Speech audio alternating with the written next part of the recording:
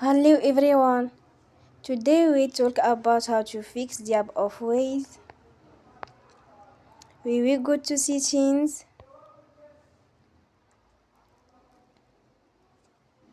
then we click on apps. After that you will search the app Waze and you will click.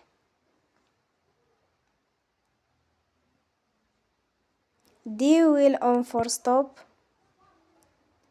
After that you will go to storage. Then we click on clear cache. You will go to Play Store and they will update your app. Don't forget to support us by like and subscribe.